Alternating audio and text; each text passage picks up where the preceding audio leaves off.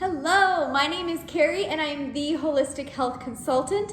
I have worked in healthcare for almost a decade as a nurse practitioner, and I am a certified personal trainer. I truly believe in whole body, head to toe health, and that is what this is all about. This is the Holistic Health Hot Seat, and I'm so excited that you are here. I truly believe in empowering you with education and resources to make decisions about your health. I'll be interviewing women about their health journeys, health experiences, different healing modalities, and the research that they've done, giving you an idea of what might help you. So let's get started. Hello, welcome to the Holistic Health Hot Seat. I am Carrie, the Holistic Health Consultant, and today I am joined via Zoom with Yolanda Russell. She is a branding coach. Yolanda was previously an ICU registered nurse with a side hustle selling superfood and workouts for a fitness company. Today we'll be talking about how she went from building her own breakthrough and brand accelerator program, which focuses on helping women achieve their own business dreams. So welcome, Yolanda. I'm so excited. Yay! Thank you so much for having me. I'm really pumped to be here. And this is the first time I've done like a YouTube interview. So fun. Yeah, I'm excited. I'm excited to chat. And we have quite a bit in common as far as healthcare, being a nurse, being in that realm. I would love for you to start off with just kind of telling a little bit about your story, kind of how you went from being an ICU nurse to what you do now. Yeah. So long story short is nursing is a second career for me. I think like many nurses, I was someone that was just wanting to help people and have always had that pull that was quote my purpose and what I'm set here to do in life. And I ended up getting a biology degree first because I thought I was going to be a doctor. And then 4.5 years of school, I was like, holy crap, I cannot do any more school. And I got out of college and had a quote big girl job and hated it. Used to literally call my mom crying, I'm so unfulfilled. And she just was like, well, you better do something to change it. And I blindly applied for a nursing program because I had all these credits from the biology degree and get into a program where it was super selective. It was an accelerated associate program because I had this full-time job with full-time bills that come with it. So ended up going to school night and weekends. I'm originally from Maryland, which is where I went to school, had a boyfriend that was in the Navy. And as I was finishing nursing school, he said, hey, I'm being stationed in San Antonio and I think that you should come with me. And I said, okay, but I'm not going to be one of those girls that gets married before she goes. That just was not my thing. I'm independent enough. So moved out to San Antonio, started working on a crazy med-surg tele floor, which is, I call that the Walmart of the hospitals. You see a little bit of everything. Got amazing experience there, started to feel burned out and decided I should go to the ICU and I should maybe think about changing shifts. I thought that was going to solve my burnout, and really that just made things worse. And I believe in the universe and always giving us signs when we're open to seeing them. And it's just about how you interpret them. And on February 3rd of 2016, I was taking care of a patient that was dying from AIDS, and I was exposed to their bodily fluids.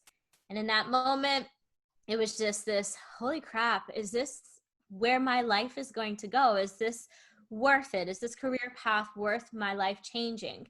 And after that happened, I had broken up with that boyfriend and I decided I'm going to go on a health and fitness journey. And I started just sharing that online because it was keeping me accountable. And I would have these people slide in my DMs like, hey girl, you should join my team. Come drink these shakes. And I'm like, what the hell? And little did I know those were network marketers. And I had someone, hey girl me, and I listened to her because she was a nurse and she had this really long, genuine message, which I now understand to probably have been a copy paste message anyway. But I was doing the things that these people in this company were doing. And she was like, you could make money. And she was going on trips and I was kind of attracted to that. And I just decided, well, I don't know what's going to happen with my health after this exposure. I'm completely healthy today, thank goodness. And I just took a leap and that first month, I think I made like $300 in this network marketing company. And I was like, okay, wait, people can make money online. That's awesome. Let me continue to figure this out. And I had some success within that company, was making money. Eventually, I was making enough money where it was paying my bills, and nurse money was extra money, which was really awesome. And I ended up leaving the ICU, and I went on a travel assignment to Austin, knowing that I was going to end up living in Austin because my boyfriend at the time was moving to Austin. And go on that assignment, had a really great first assignment, but was still just super freaking burnt out, and not knowing how to say this to anyone, because as a nurse that loved what she did, I thought burnout only happened to crappy nurses, and had a lot of shame and guilt of how do you vocalize this. Went in a bathroom one day, cried. I think it was like my third to last shift on that assignment. And I called my mom, I called my boyfriend, now fiance at the time, and I was like, I need a break. And I took that leap of faith. I had this little network marketing hustle, and paid off all my bills for November. And I was like, I'll figure it out. I have a month. I can breathe for a month. And then 1 month turned into 2, turned into 3, turned into a year, which is crazy. And it has not been an easy journey. I sold my car, I tapped into my 401k, but I knew that I was not going to go back to that bedside. And I also knew that I didn't see myself using my nursing license really in any other way. I loved being a bedside nurse, but understood I can't do this for forever. Mm-hmm. And, made some crazy decisions and have lived in a way that most people be like, that's nuts, but I am a little crazy. So just really took a leap of faith on myself. And I would say by like year 2 of network marketing, I kind of started getting this, this kind of feels weird. And I wanted to have something that was my own. So I decided I'm going to start a t-shirt shop. And at the time, I had made this brand called The Kind of Fit Chick. And The Kind of Fit Chick was about me and my desire to still drink wine, eat McDonald's while having a 6-pack. And people just caught on to that. And so I launched this t-shirt shop and had just built a great following. And that very first weekend, the t-shirts retailed $1,200 in a weekend. Yeah. Tees and tank tops. So then I was kind of like, okay, whoa, I've done something, and I understand that in this network marketing company, I must stand out because everyone's literally selling the same shit. And so I made that brand, and then I started a podcast, but I have really trapped myself into this box of this network marketing is how I'm going to be super successful. And about year 3 in, I just decided, you know what, I'm going to figure this out. I know that there's something bigger than me. I need to start looking beyond, and took out a personal loan, hired a business coach for $5,000, created my very first beta program, which, believe it or not, was actually all nurses. And what I discovered was that these women, they all were burned out, yes, but they all wanted to do something else. And it became just this natural evolution that once we got through the mindset, once we got their energy better, that it was like a fog had lifted, and they could actually see a bigger vision. And part of my program is people actually creating a vision, because I know when I was a bedside nurse, I was like, well, yeah, this is just it. This is my life. And I didn't have that big vision. And so this has evolved as, more people have been coming into it. And now it's the Breakthrough and Brand Accelerator, which is a mindset, branding, and business program for successful women that are ready to use their social media to make impact. No, it's such an interesting story. And I love the way that you kind of like evolved with your story, which I think is so important. We're like always evolving and changing. And I think embracing that is so important. One of the things that you said, I kind of want to talk a little bit about is the burnout factor of this idea that, I think when you're like a fresh new nurse, you think that like burnout only happens to like the old angry nurse. We all know that nurse, like totally. The nurse that is like, you can tell that she doesn't want to be there anymore. She's probably really close to retirement, and she just hates being there. And I was the same way, where I was like, that only happens then, you know, that burnout only happens after you've been in the career for 20 years and it's just part of it. The crying in the bathroom reminded me, this was probably a sign, and I'm still in healthcare. I am still a nurse practitioner. I love it and won't necessarily leave healthcare like you did. I'm changing the way that I deliver healthcare because I feel like that's a problem. But when I was in my clinical rotation, I can remember feeling so bored that I cried in the linen closet. Oh my gosh. Because I was like, I can't do this. This is so boring. Not boring in the fact that it's like I knew everything, but just like I've done this. Like I've done this day in and day out, because I, much like you, did an associate's and then a bachelor's. And so it was like, I've already done this. And so I can remember sort of that feeling, like that was my burnout of like, I don't want to just do this every day. And I know that we have kind of talked about this, and I'm sure somebody who knows more about human design can correct me. But I also think that it speaks to both of us as projectors of like, I can't do a 12-hour shift.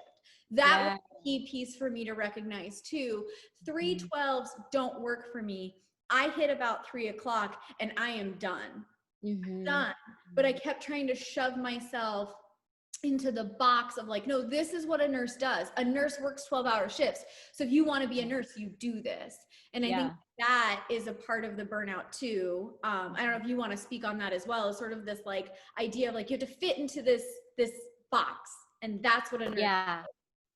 Yeah, you know, when I think of nurses, and I literally cringe when I see it online, because I feel that you can always tell who's just been in it for like 6 months or a year. And it's like, it's this cute scrubs. And I literally see people commenting that they're like, I can't wait to get into nursing because I just love your scrubs. Or, you know, people paint this picture and it's not the reality. And it's never to bash it, but I do believe in this social media land where we're consciously or very unconsciously comparing ourselves to other people, that you start looking at these nurse influencers and nursepreneurs and all these things, and you start questioning like, what's wrong with me? Why am I not so happy and feeling that way? And then it puts you in this like internal turmoil of what's wrong. And so while I have really seen that burnout is this emotional, physical, external thing, I do believe that there is an amazingly big internal component to it, that had I had some of the tools back then in that bathroom that day, or even the day when I was exposed to HIV, it might have been different.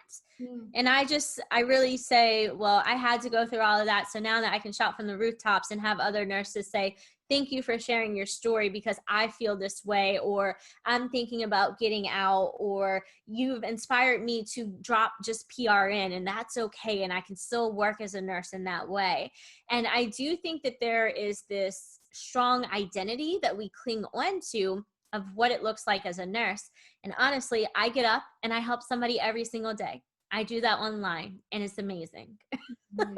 Yeah, I think that you hit the nail on the head there, the identity that like goes into being a nurse. And honestly, even like this idea of what type of a nurse you are. And I think that right now, especially in the midst of a pandemic, people are really learning that a nurse is not a nurse is not a nurse. Like I do not belong in the ICU. And I know that about myself. Now, I loved being in public health because it was a Monday through Friday, 8 to 5. Right? I didn't work 12-hour shifts and I really enjoyed being in public health, but I wasn't an ICU nurse. And I think we're also learning that of like a nurse is not the same across the board, and finding even what really turns you on within nursing is so important. You know, like I said, I'm not leaving healthcare, but I'm definitely not delivering it the way that we've been doing it for decades. And I think that that's a huge shift. Yeah, I believe that COVID exposed so much of it, like the underappreciation, the do more with less. Like we really had to highlight it. And you think, oh, maybe it's just my hospital, but it really is across the board a systematic issue. And I agree with you. I don't believe that any of us sign up for this to be praised or to be recognized or be called an angel, because it's an innate. Nurses, to me, if you are a nurse, you're empathic and you are a healer, right? You don't get into this for money, because let's be for real, it's never going to be enough money, no matter how much money you're making for what you have to put up with. And I saw the ugly side of healthcare when I was exposed to HIV and Hep C, because I went down and did the protocol, and the ER doctor completely dropped the ball and did not even start prophylaxis right away, as they should have. And the next day, my infectious disease doctor, the intensivist, came in and they had heard about it, and they were like, they didn't start you on prophylaxis. And we were going to the Dominican Republic, and I had this hard time getting the meds. It was just a freaking fiasco. And I think that what the hospital actually realized at some point was she probably has a case, because they were like all these people were calling me, and it was kind of like this weird, like, I think people were flustering. And it just felt like in that time when I was going through something so crazy and something that could have impacted my life so greatly, that nobody had my back in that hospital. And here I was bending over backwards, doing the things. If you wanted me to work an extra shift, always the first person to put my hand up. And that is, if you are a nurse, start to freaking say no. Nobody needs an explanation. No is the right answer. But when we have this profession where most people are perfectionists, type A, people pleasers, it's very easy to be taken advantage of. And I almost believe that the ones that are piecing out are the vocal ones. They're the ones that are stepping up and saying, hey, this isn't right. And administration and everybody else kind of looks at that as being the rebel, or the tough ones, or the ones that just are difficult to work with. And then you're left with the meek ones that won't stand up. And I think everyone has that nurse on their unit or in their hospital that's like, hey, you be the one to go say it, because they know that they will be. And I believe that at some point we have to empower ourselves to speak up for what is right and what's not, in the way of being able to combat burnout and saying, this isn't right. Why are we doing this? Instead of, yeah, I'll do this. Yes, yes, yes, yes, yes. Start saying freaking no. Yeah. And I love that you say that it's sort of the people who speak up get this bad reputation, but we all know when we've been on the floor and we've heard them speak up that we're like, hell yes, you're right. And I think I saw recently, and I think it could be happening across the country, I'm not even sure, but they were getting rid of nurse to patient ratios in the promise that after COVID, they would put them back. And I saw so many nurses who work on the floor saying, do not allow them to do this to you guys. Do not do this, because they'll never put it back. They'll never say, oh, yeah, COVID's over, of course we'll go back to 3-1 or 2-1 on the ICU. They're trying to say, oh, well, we'll just do 4-1 for now, which is still dependent upon the patient condition in an ICU, completely inappropriate. And I think that what maybe people aren't, because it was interesting. I heard somebody say that they didn't realize that the healthcare system was so broken. And I remember being like, how have you not heard this? Every election year we talk about healthcare, how have you not heard this? But I think what they're actually saying is, we didn't realize that the way that care was being delivered is broken. We didn't realize that nurses, when they say, I can only take 3 or 4 or whatever, what they're saying is, here's what's safe. I'm an advocate for safety. And you're not being safe anymore because you're looking at the bottom line and I am looking at patient.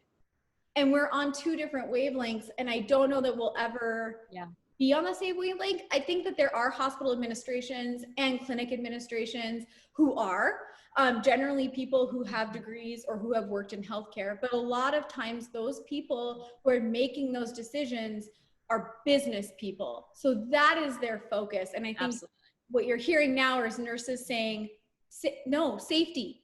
It's not me bitching about my shift. It's safety. Yeah.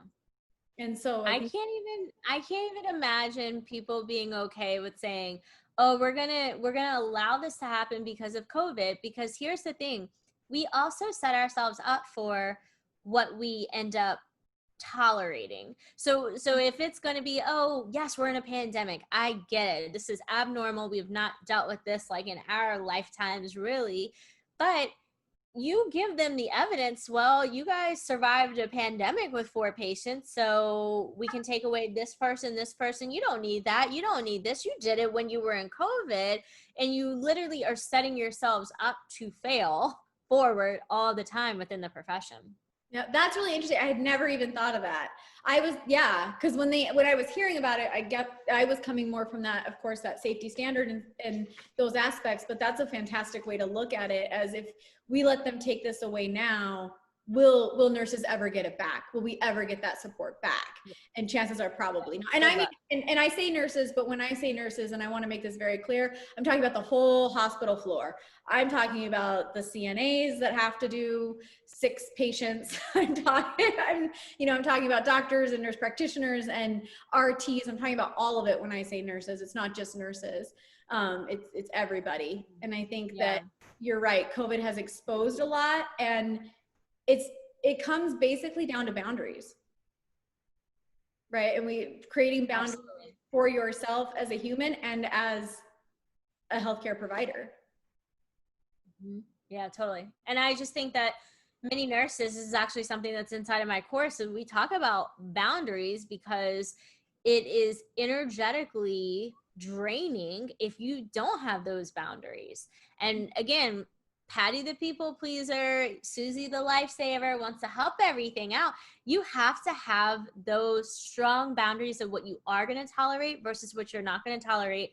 And in the initial program that I had, these nurses I was working with, COVID hit. So I was working with people right at the beginning of the year. And literally I was nursing these nurses through COVID, which was really wild. But I had a travel nurse, and I remember having one of her one-on-ones, and I looked at her and I said, well, what are you prepared to do? How are you prepared to stand up for yourself if XYZ happens? And because she had that intention, she drew what her line was. She was challenged, and she actually canceled a contract. And she was really nervous about what that looked like, but she went home early and was like, no, this is not right. And, I know that took a lot of guts and just internal courage of being able to say no and set that really clear boundary. Yeah, I think that it takes that practice. It's exactly what you said. It's having a plan and then practicing it. So when those things come up, it's very clear, like, I'm not tolerating this. And again, like you said, we know the evidence. We know, what is safe and what is unsafe, what good care looks like, what bad care looks like. And it's deciding what you're willing to participate in and what you're not. And so I think that that's really a great example and something fantastic to be teaching. I want to talk a little bit kind of in this bigger picture for you, because I know that you've expanded beyond nurses. So I kind of want to hear a little bit of how that sort of evolved into like realizing that like, oh, nurses aren't the only women who are like, get me out. Yeah. So when anyone that's going to start a business, if you hire a business coach, one of the things a business coach is going to tell you is that you need a niche. You got to pick exactly who it is that you want to work with.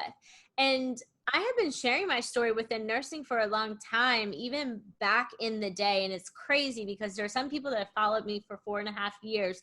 And when I first started talking about nursing and what it was, they were like, what do you mean? You're crazy. You could never actually leave that. Why would you want to leave? And now, fast forward 4 years, these are the ones that slide in my DM like, oh my God, I see what you meant, And I love working with nurses, and it's still a very strong part of my story.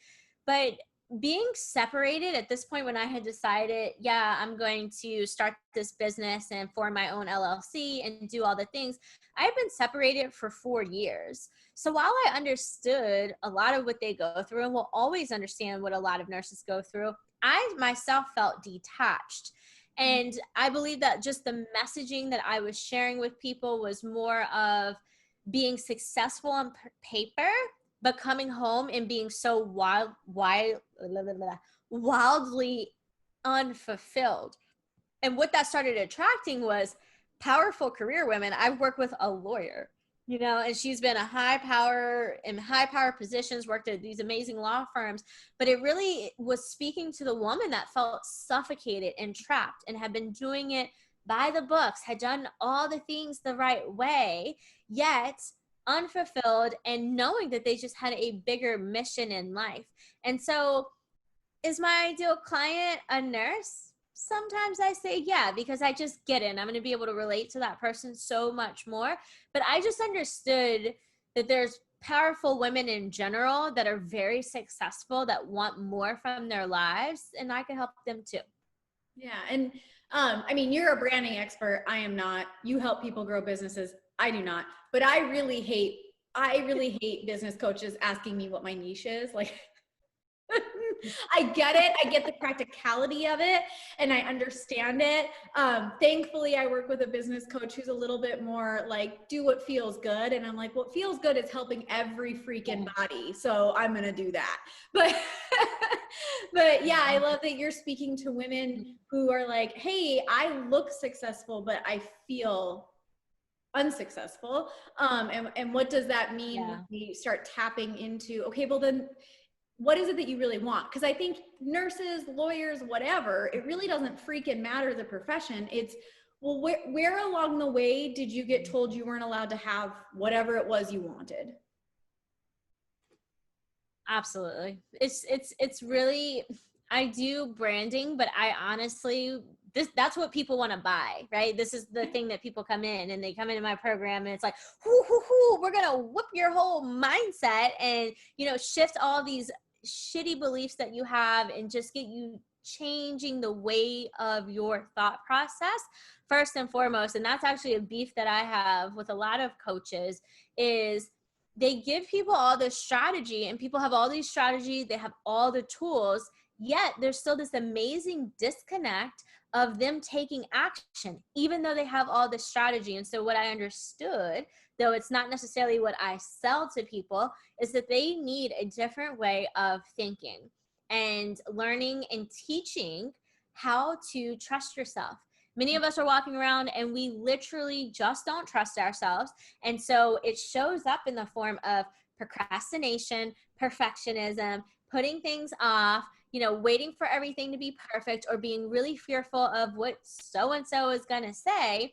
And it's just because you don't trust yourself that you can take a leap and allow for something to be bigger and more expansive out there for you. And I think it's scary for a lot of people. Yeah, that's fantastic. And I think too, and you were talking a little bit about like, you know, what is it that you truly want? And I think we also have to get to a place where we can accept that what we truly want can change after 20 years and it can change after 5 and it can change after 2. Like even, you know, like going back to nurses, you could go into nursing kind of like you did with pure intentions. You were really wanting to do this thing and then you realize it's no longer what I want. And I think we have to develop in society a way for people to say that and be completely supported. Like if you're 65 and you're like, you know what, I want to go back to school and do underwater basket weaving, like you go. And I think we need to like kind of like embrace that a little bit more. Like, yeah, change your mind, do the thing and experience everything that there is out there to experience instead of saying like, this is the one thing and I have to stay with it forever, even if it's killing my soul. Amen. Like, and that was really hard for me. It was really hard because to detach myself, and this is one of the reasons why I rebranded the podcast, but I had to detach from this title of nurse and that was a way because it was the last little thing that I was holding on to. And I believe when, in my case, I'm going to be 36 next month and you're searching for quote purpose. And now if I take away the title and I don't have children, I don't have a huge family or any of these things, what do I have besides my business and my dog? And how do I define myself as a human that is successful in the eyeballs of other people? And the reality is how somebody else views you doesn't actually matter. It is how you feel when you wake up day in, day out. Are you happy with you? And that has just been a huge thing. And I think I go through that every single day. Like, are people really going to take me seriously, that I'm not a nurse anymore. And on like 9 days ago, I actually deactivated my nursing license because I'm like, Yolanda, draw the freaking line. You're allowed to change your mind, and it's allowed to be different. And I believe when we start making those kind of decisions where it's that radical shift, changing your mind and then taking action, is really where the universe starts to say, oh, wait a minute, she's serious. And then all these magical things start happening around you. And it's like, no, it's happening for you because you decided, you made a choice. Yeah, that's a fantastic way to put it. And I think that as a society and as a culture, that's one of sort of the things I struggle with too, is like, we have bought into the idea that we are what we do. Like, you know, you go to any party or you talk to anybody and they say, well, what do you do? Well, I do lots of things. I happen to be a nurse practitioner, but I do lots of things. Like, but you're asking me to boil myself down to a profession, and it speaks to a much larger cultural issue that is who we are in those terms. Yeah. Yeah. So that's actually a good way. You know, you always think about like your elevator pitch, and your elevator pitch should just be, I'm Yolanda and I'm evolving into the highest form of myself every day. It's so nice to meet you. I love it. That is exactly what yours should be. Like, I am insert name, and I'm a freaking badass who just enjoys life's experiences, whatever life throws at me. Like that is what I do. That's Absolutely. what I do. So I love that. Mm-hmm. So I do Absolutely want to like shift gears just a little bit, because I do want to give you time to talk about sort of your child-free AF side of things. Because I do think that it really, well, when I noticed you, that's actually, I think, how I ended up finding you. Like, that popped up, that shirt popped up. And I know that like a lot of other women like were like, I want one, like get me one. And so I kind of want to talk about like where that came from for you, like what that speaks to for you. So yeah, I just want to give you that space to talk on that. Yeah, so I've always felt a little bit different in my life, and different in the sense of being a little too much for some people and a little not enough for other people, and just this constant battle and constant struggle. And when I really was away from nursing and I gave myself the freedom just to be authentically me, I started talking about things like not wanting to have children. And that was back in like 2017. I just was like, yeah, stop asking me about having kids. I don't want to have kids. I've always, I think, really deep down known that, but also even my mom, hey, when are you going to have a grandkid for me? Oh, you have to have at least one grandkid. And I remember just being like, Mom, one day I was like, no, I don't. And again, that was a decision. And so as I started just talking about it, I started finding people that also were similar or saying things like, oh my gosh, me too. Thank you so much. And it's always these things that we feel about ourselves that are different, weird, that really there's other people out in this massive world that are like, hey, like, where are my weirdos? Like, where are the aliens? And they're searching. And so it takes, you know, the leaders or the people that are just going to be uncomfortable. And I encourage all of you guys to get uncomfortable and talk about whatever it is that's on your heart, whatever it is that makes you different, because there are people that are waiting to feel a part of something. And at the end of the day, we all want community. Are we all craving that? And so I just decided, I'm very unfiltered. I like to cuss like all the time. I don't think I've really said too many bad words on this, but I just decided, yeah, I'm going to put this child-free AF on a shirt. And much like the Kind of Fit chick, when I decided, hey, I'm going to put this on a shirt and just see. And then people were like, well, wait a minute, I want one of those. I want one of those. I want one of those. I want one of those. And I was really back in where a business coach will tell you to niche down. I'm always in a crop top. You can't see, but I'm in a crop top right now. And I was like, well, I'm just going to make these t-shirts and crop tops because that's whatever. And I had enough people that were like, can you put it in a t-shirt? I would buy one. And so I'm like, okay, cool. We'll put it in a t-shirt and we'll call it a boyfriend tee. And yeah, it just kind of has just caught on, and people see it. And there are days where I wake up and I have these random Shopify notifications of people buying the t-shirt. But really, to me, what it signifies is when a woman puts that shirt on, I know that she is empowered. And it's more of a message, it's more of this blazing statement of, I am who I am. And I define child free. This is also something to be really careful with. Child free is not a woman that wants to have a child and cannot because of fertility issues or anything. That's considered childless, I think, is what they actually term themselves. But child free is the woman that's making that firm decision, like, I don't need anything coming out of me or being cut out of me to feel like a woman. And I've had people say when they wear the shirt out in public, people are like, oh my gosh, or they just feel that they can feel the stares.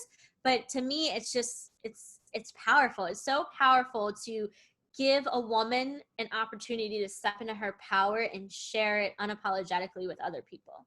Yeah, and I really like that. And I think that I think that there's space for both, you know. I think that sometimes women sometimes will pit themselves against each other as far as like kids versus no kids. And it's like, I don't really care what your decision is on having a child. Like, we are all women, and I am no less of a woman because that is the decision that I have made, and God has made, or divine, however you look at it, I view it as God, but God has made me to create in a lot of ways, and also happened to give me a uterus should I choose to do it that way. But I get to create a lot of different ways. And I think that I love how bold the statement is, because I think that there is, you know, when you put the AF, there's almost this like, ooh, is it too much? But, you know, I think that on the flip side, women who have decided to not have children, the questions are like, ooh, that's too much. Oh, totally. Right? Yeah, it's almost like a declaration of like, if you're going to be too much, I'm going to be too much. Yeah. The AF is almost like a period, right? I use the F word like a comma or a period, and it's just colorful language that I enjoy using, whatever. But it's a statement, right? You could put child free on a shirt and it's like, okay, cool, child free, but it's like child free as, you know, and it just has that oomph behind it for sure. Yeah, absolutely. I love it. I love it. So, really quick, I would love for you to be able to tell people where to find you if they're like, I need more of this woman, or, hey, I am sick of my job, help me. Yeah. So, yeah. Yeah. So you guys can find me. My favorite place to hang out is on Instagram. I am an Instagrammer, love it. And even when I was in network marketing, everyone was like, build Facebook. And I'm like, but Instagram is where I can be like crazy, you know? So Instagram, I'm XO_Yolanda Russell, and I'm always on my stories every single day. I love reels. So you can come find some funny reels that I make, which also are becoming very informative to help you with your social media. So that's one outlet to find me. The next free outlet that you can find me is on Apple, Spotify, or Google. I've got a podcast that's called Accelerate Your Brand and Breakthrough. And it's just that. It's about giving business and branding tips while helping people with mindset, because this is a huge struggle. You can have, again, all the tools, but if you don't have the mindset and the belief behind it, you don't get very far. And then I just am starting a free Facebook community, which I recently just renamed, and we're calling it the Badass Bosses. And it is a space for entrepreneurs or aspiring entrepreneurs. And I really hesitate to say women anymore, although that is my ideal client. I believe in this inclusivity, and it's really important because there are people that identify as women that maybe in another, you know, society is not viewing them as women, but they identify that way. And I want people to feel included. I'm all about just a movement of people doing epic things. So Badass Bosses, you can come and jump in there, and I do live trainings. Anytime that I'm doing a podcast, I actually go live, so the people that are inside of there can ask questions or give me feedback. So live trainings, we do Q&As. It's a great community that I am actively working to build. And then I also have the Breakthrough and Brand Accelerator, which is my signature program that helps you go from idea to profit. Wow, that's all amazing. And I like what you said about inclusivity. I think that that's awesome, because we do have a lot of things branded for women. To open that up and say, let's make it all inclusive. Let's help whoever comes to us who needs our help, who needs some love.